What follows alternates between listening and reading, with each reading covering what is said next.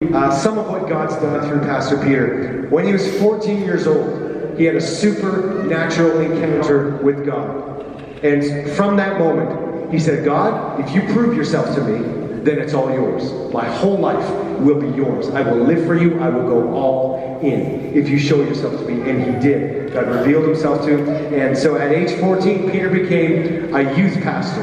And he's been preaching every single week since that day, which is October 50 years ago. And so this is why we are celebrating 50 years of ministry this month. And so you probably know he is the grandson of Derek Prince, and who actually 23 years ago, Derek Prince had his 50th year in the ministry celebration on this platform right here. I'm going to show you the pictures that it happened. We'll put them up. We actually didn't realize this when we came into this building 4 years ago. We had no idea. Peter and the whole family were, but that is Derek and Prince and his wife on this stage, and that backdrop there. They had the whole family there. Peter was there, and the kids. They just thought it was in a different building. Peter had no idea it was right here. And so look at the fingerprints of God. 23 years later, Pastor Peter is here in this building celebrating 50 years in the ministry. Speaks about the faithfulness of God from generation to generation. And Peter, of course, has received an inheritance and jumped into the flow of that generational blessings. And so within the first year of starting that youth group with only a handful of kids, he grew to 40, saved out of the high school. And became a senior pastor at the ripe old age of 19 years of age. He was a long-haired, hair down to his shoulders, pastor of an older congregation at the age of 19. And I did some figuring. Over the course of his 50 years in the ministry with his wife Joy by his side, he has personally prayed for well over 100,000 people. Personally. Over 100,000 people. Hundreds, probably thousands, but let's say many hundreds have come to Christ through Peter. Countless others blessed, found freedom, and being launched into God's purposes through his ministry, including over 140 people ordained into the ministry through Pastor Peter and his apostolic ministry. In these 50 years, I know Drew said he's listened to 1,000 sermons. If Peter preached twice a week, which he did Wednesday and Sunday for the last 50 years, and that's not counting when he goes on a mission trip and teaches 3 times a day for a whole week. So we're looking at around 6,000 sermons in the last 50 years. 6,000 that he's preached. He's written over 15 different books, started 3 different schools, traveled to 45 different nations, has had over 12 near-death experiences, 13 if you include being married.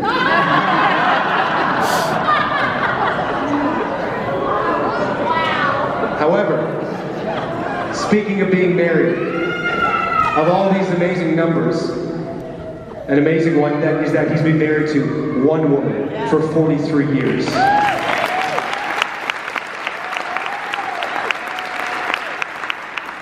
They have 4 children and 13 grandchildren, all of whom love the Lord.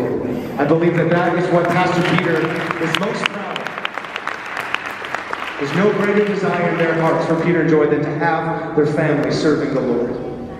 And apart from being an amazing father, grandfather, pastor, counselor, teacher, apostle, and minister, Dr. Wyns is also an accomplished author, woodsman, builder, handyman, and artist.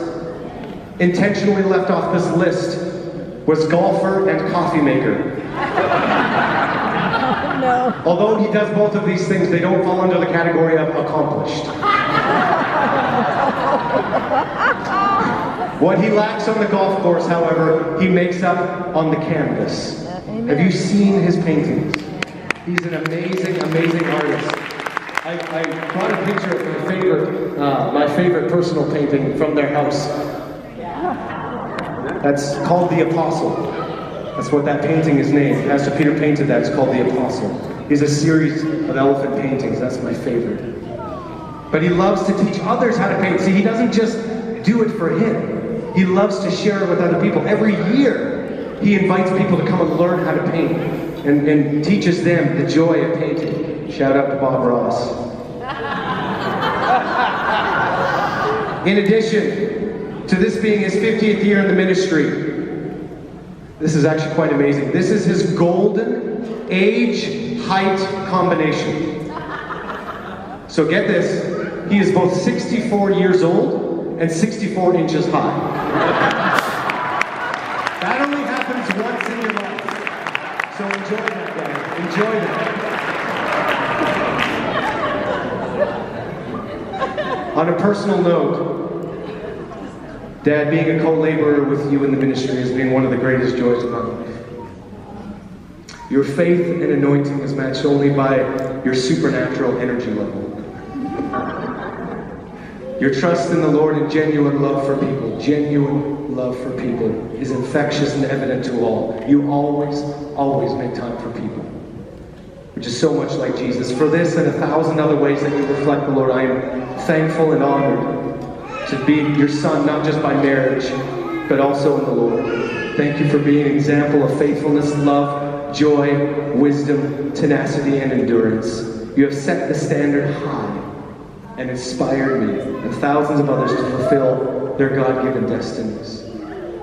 So, just before Pastor Peter, the man himself, comes up, we have a little song that we've put to words to express some of this. Now, Pastor Peter's favorite time of year is Christmas. How many people know that?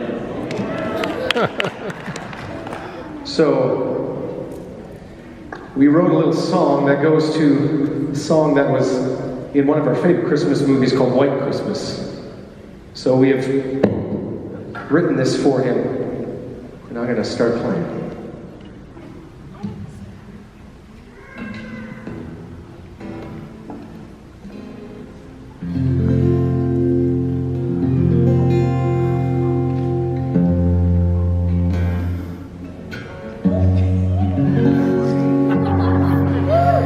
In the 1950s, Peter Wyns was born, son of Miriam and Irvin, servants of the Lord.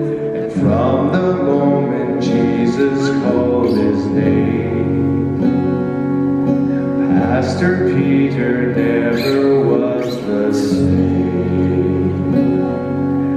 What do you do with a minister who always serves as a minister? What do you do with the minister of the Lord?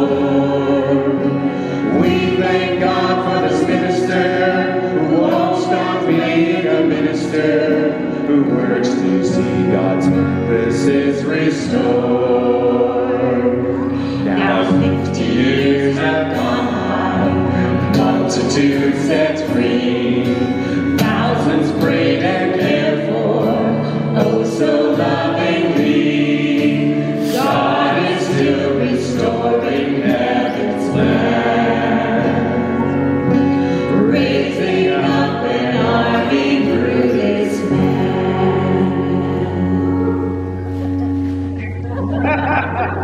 What do you do